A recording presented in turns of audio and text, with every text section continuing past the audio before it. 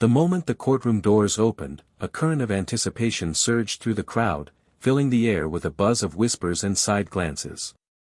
Every eye seemed fixed on the man walking with deliberate steps, his posture straight, his uniform precise, his medals catching faint glimmers of the light. He was a black general, a man who had earned his place through years of unshakable discipline, sacrifice, and courage. Yet in this room, instead of reverence, the response was muffled chuckles, smirks tugging at the corners of mouths, and laughter that rose like an unwelcome storm. The sound didn't come from strangers unfamiliar with his worth, it came from officials, lawyers, and even an officer meant to uphold the dignity of the space.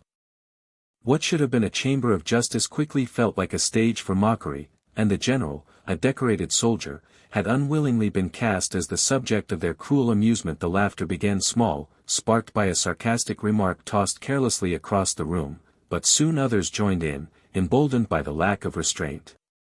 The bailiff tried to mask his grin, the clerk covered her mouth with a hand as if to muffle her amusement, and even the judge, perched high on his bench, allowed the faintest smirk to slip through. It was as though his presence, his race, and his role combined into a target they couldn't resist. Their disrespect wasn't cloaked, it was blatant, mocking every step he took toward the witness stand. The echo of their derision bounced off the cold walls, a sound that should have never been present in a place built upon fairness and equality. For the general, the sound was familiar, not because he had grown used to being mocked, but because he had long lived in a world where his achievements were often undermined, where his skin color carried more weight in people's judgments than the stars pinned to his chest. The sting of prejudice was not new, yet the audacity of hearing it so openly in a courtroom struck him in a way few things could. The laughter carried with it an unspoken message: his presence was not respected, his voice not valued, his sacrifices not acknowledged. Each chuckle was like a dagger cloaked in arrogance, meant to belittle not just the man, but the honor he represented. The energy in the room was thick with carelessness, as though the courtroom had shed its sacred weight and transformed into a playground for cruelty. The very air seemed to shift, buzzing with ridicule as eyes darted toward the general with condescending amusement. Whispers became louder, laced with sarcastic tones, and the laughter swelled again when one officer made an exaggerated gesture mocking the general's walk. The disrespect was no longer subtle, it was shameless, a spectacle unfolding in front of everyone. Yet amid the noise, the general did not flinch. His steps did not falter, his expression did not crack.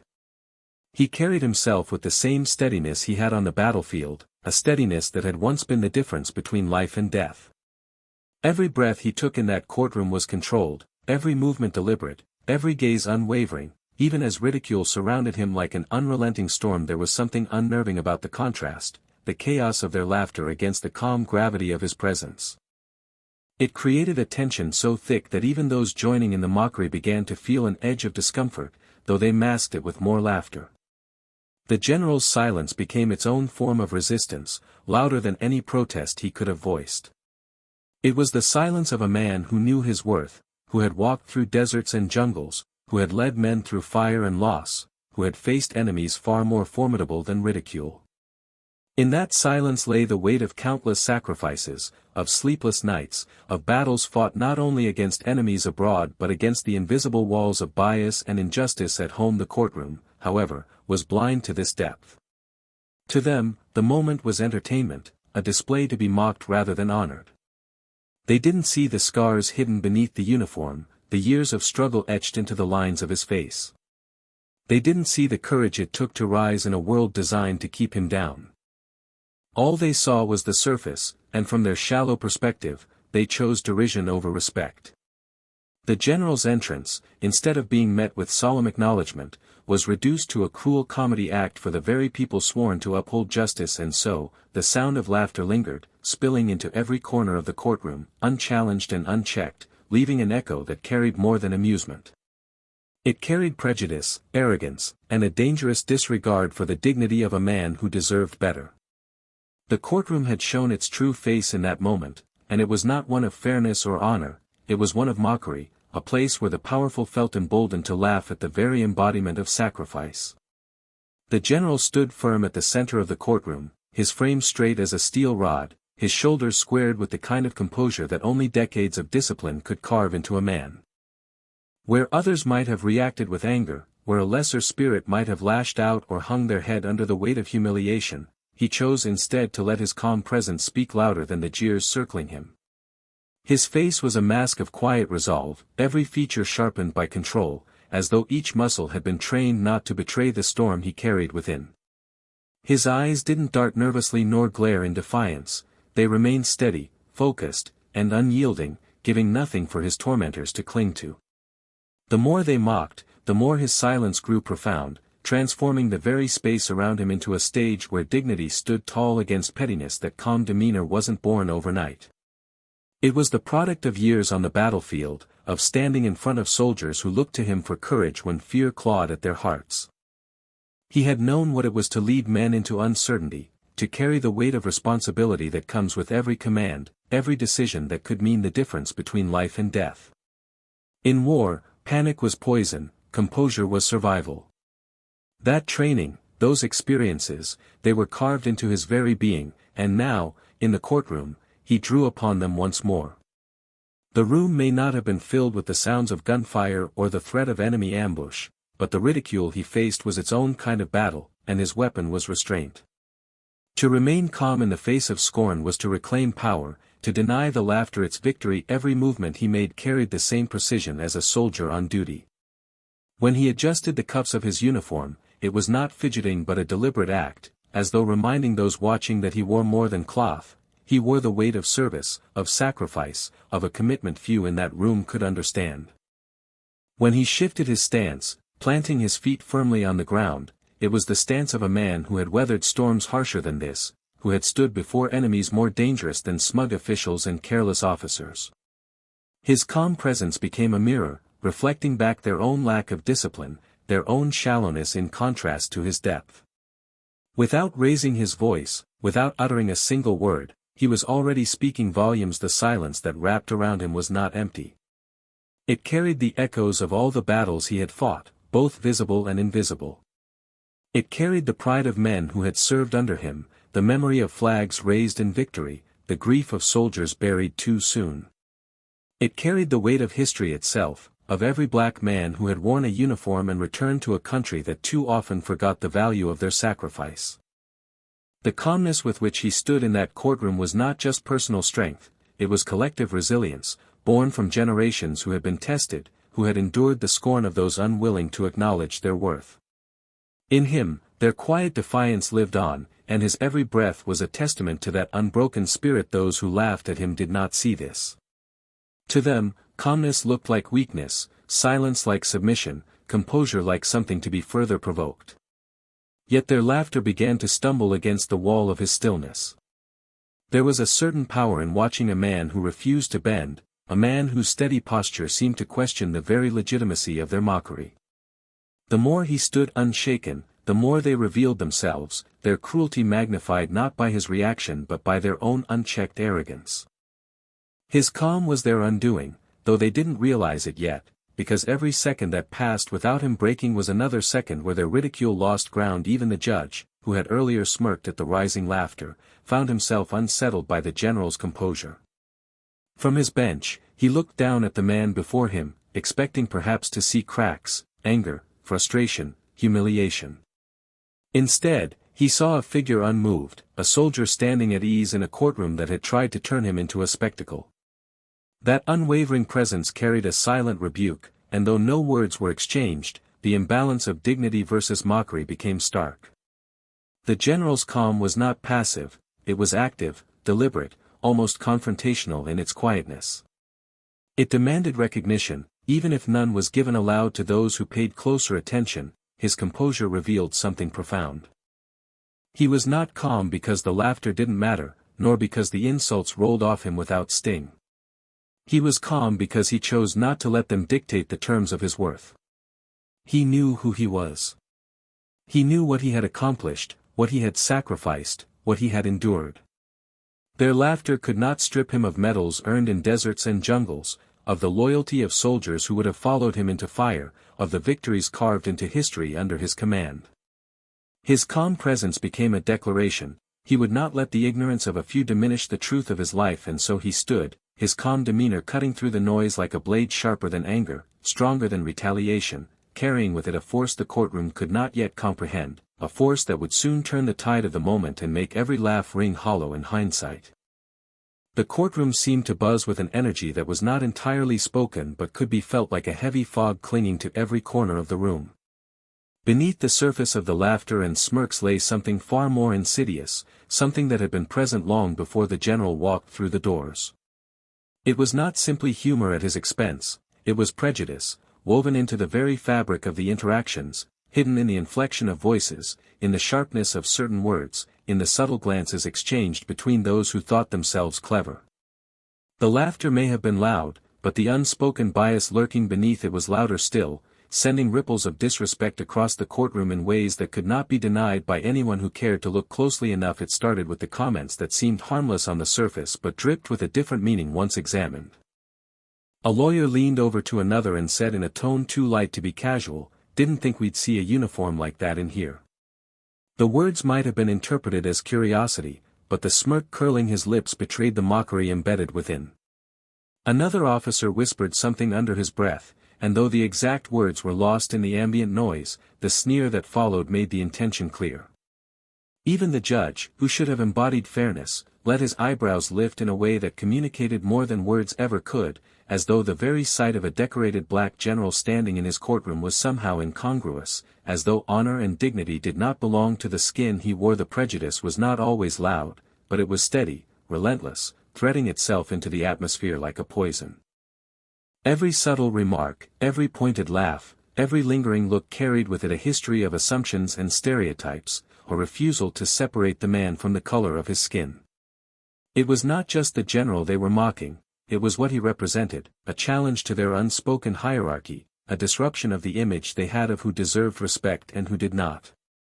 His very presence was an affront to their expectations, and rather than confront the truth of his achievements, they chose the easier path, belittlement.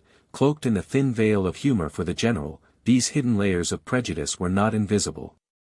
He felt them pressing in from all sides, familiar in a way that cut deeper than the laughter itself.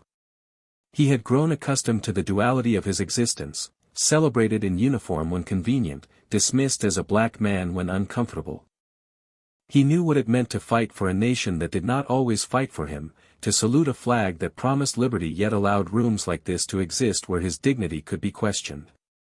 Each subtle remark was a reminder that the battlefield had not been left behind, it had simply changed its form, and now the weapons were words, smirks, and silence. The people in the courtroom likely thought themselves clever, thought their prejudice was veiled enough to escape accusation.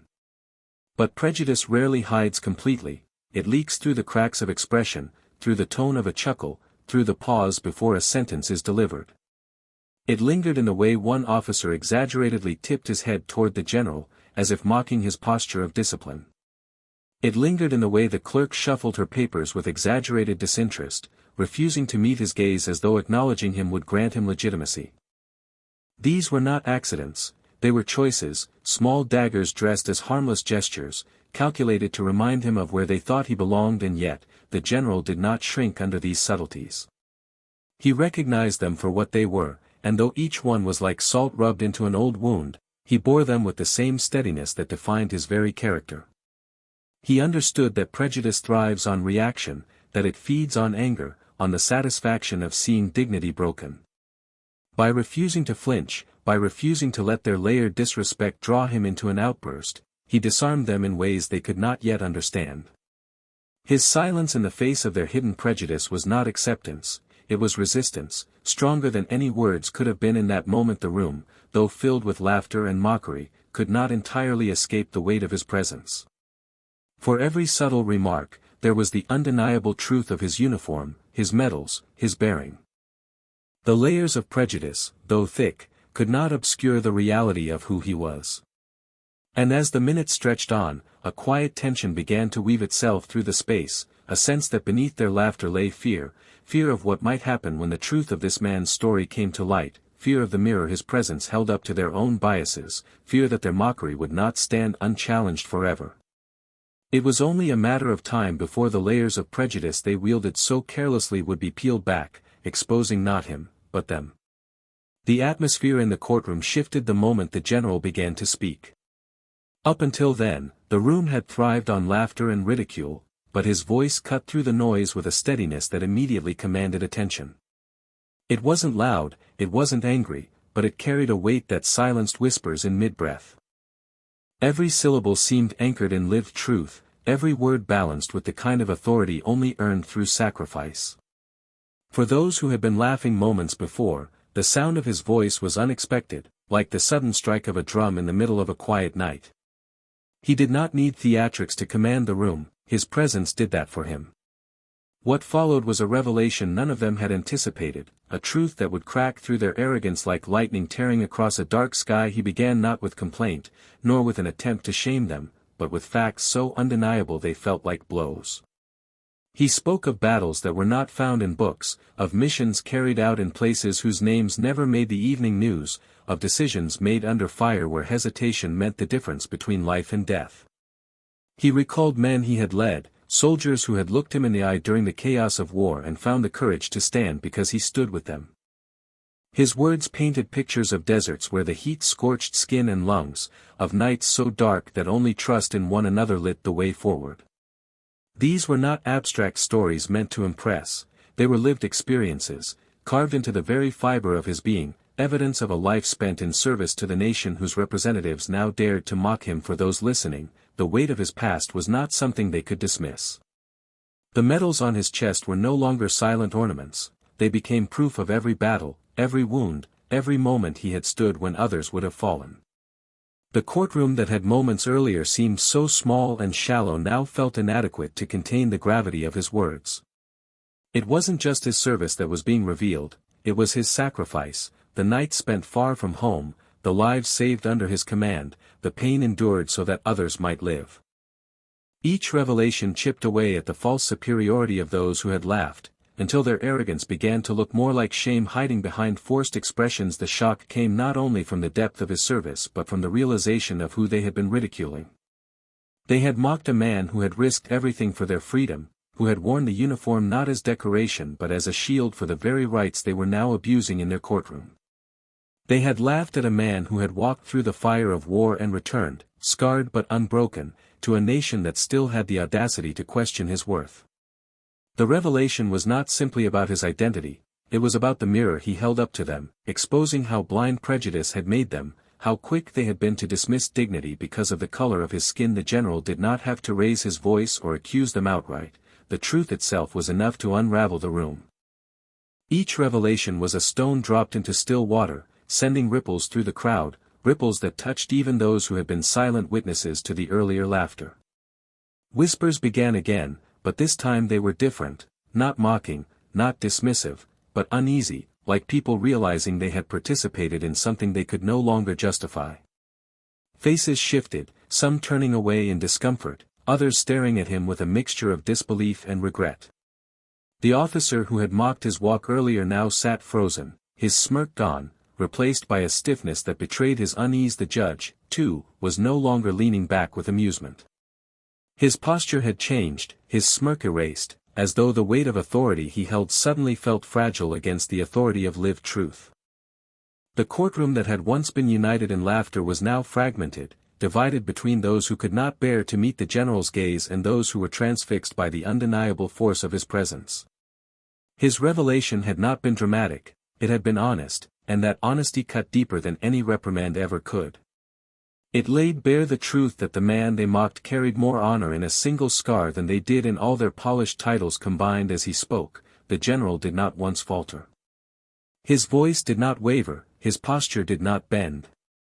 It was as though he had carried this truth for so long that releasing it now was not a burden but a liberation. And with every revelation, the laughter that had filled the courtroom earlier seemed more grotesque in hindsight, echoing in the minds of those who had joined in. They began to realize they had not just laughed at a man, they had laughed at sacrifice, at honor, at courage greater than they could ever hope to understand. The shock of that realization settled over the room like a heavy shroud, changing the energy of the moment entirely, setting the stage for what was to come. The silence that followed his words was almost unbearable.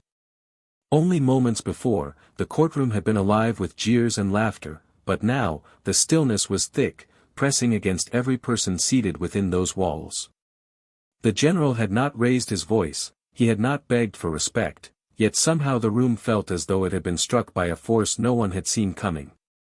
The revelation of who he truly was, of what he had endured, had stripped away the smugness that once cloaked the faces of those who mocked him.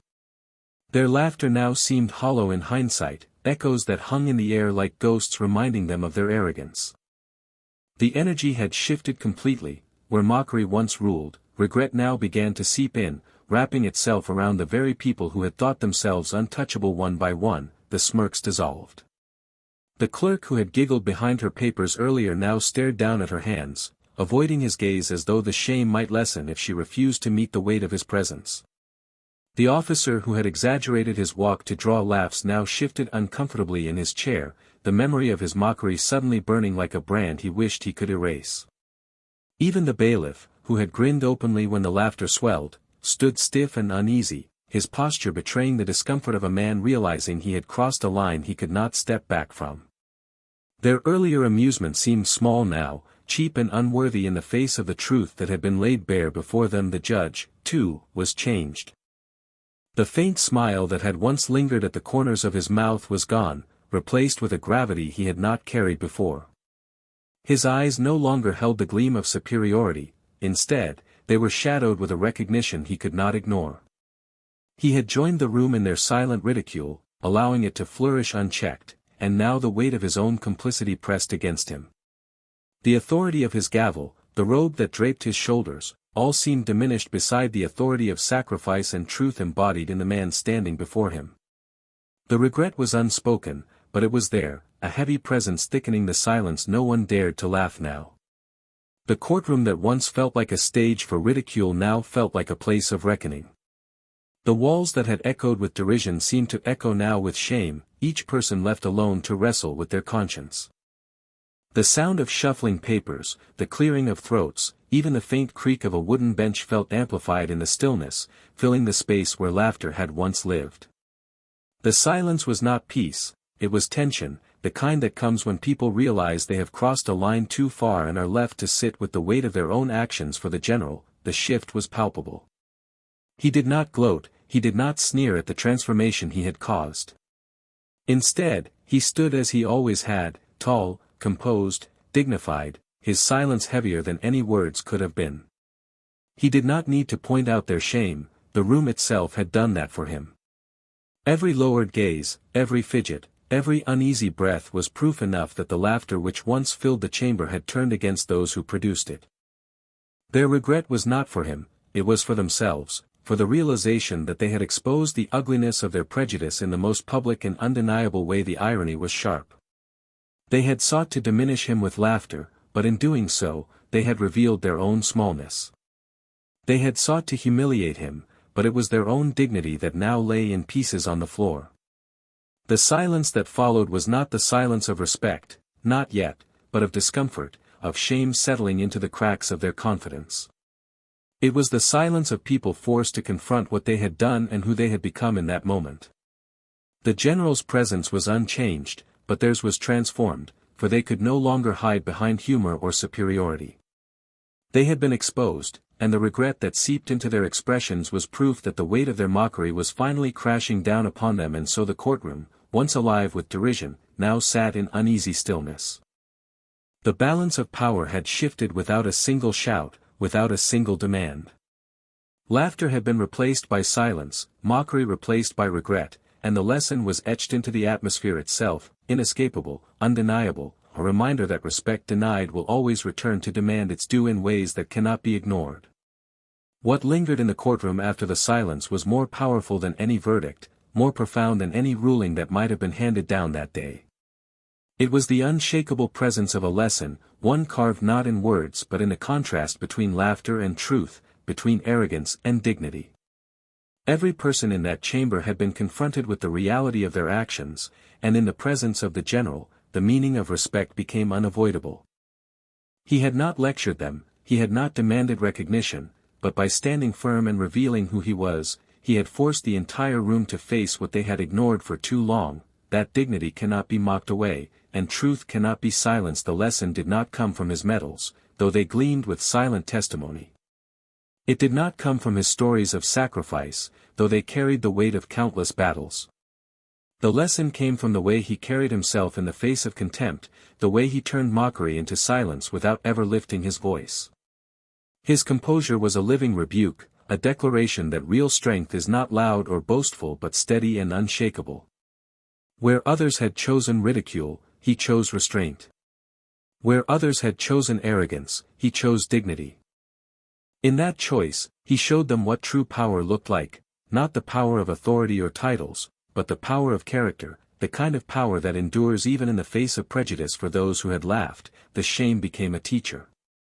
They had mocked what they did not understand, belittled what they could never measure up to. The courtroom that had once felt like theirs now seemed foreign, the walls bearing witness to their weakness, their inability to honor the very ideals they claimed to uphold. Some shifted uncomfortably, struggling to reconcile the pride they carried with the smallness of their actions. Others sat rigid, their silence an admission of guilt they would never voice aloud. The lesson was unavoidable: respect cannot be demanded by those who do not give it, dignity cannot be taken from those who hold it within themselves. Even the judge, cloaked in the authority of his position, seemed humbled by the unspoken message. His gavel, his robe, the high bench from which he presided, all of it felt diminished beside the quiet authority of a man who had led soldiers through fire. The law could decide cases, but it could not manufacture respect. That was earned in ways the court had never considered, in ways they had mocked without thought. And now, in the stillness that followed, the lesson hung heavier than any judgment, that to dismiss a man of honor because of prejudice is to reveal your own lack of honor, your own unworthiness of the respect you deny. The general, for his part, remained unchanged. He did not bask in their regret, did not soften his posture to ease their discomfort. He stood as he had from the beginning, tall, calm, resolute, embodying the very principles that had guided him through war and hardship. His silence carried a weight they could not escape, forcing them to see themselves clearly, to recognize the pettiness of their laughter against the vastness of his truth. In him, the ideals of respect, dignity, and truth were no longer abstract words but living realities, undeniable and immovable.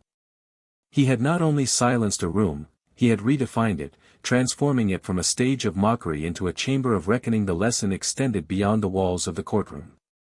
It was a reminder of how easily people fall into prejudice, how quickly dignity can be dismissed when arrogance blinds the eyes. Yet it was also a reminder of the power of truth, the resilience of character, the way one man's composure can unravel the ignorance of many. Those who had been present would carry that moment with them, whether they admitted it or not.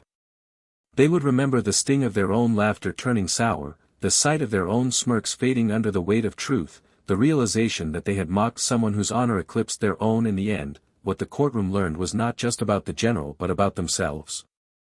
They learned that respect is not optional, that dignity is not a gift to be granted or withheld based on prejudice, and that truth will always outlast mockery.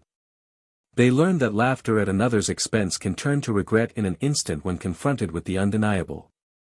They learned, perhaps for the first time, that real power lies not in titles or authority but in the unshakable strength of character. And though none of them spoke it aloud, the weight of that lesson settled deep into the air, leaving a silence so profound it would echo long after the day was done.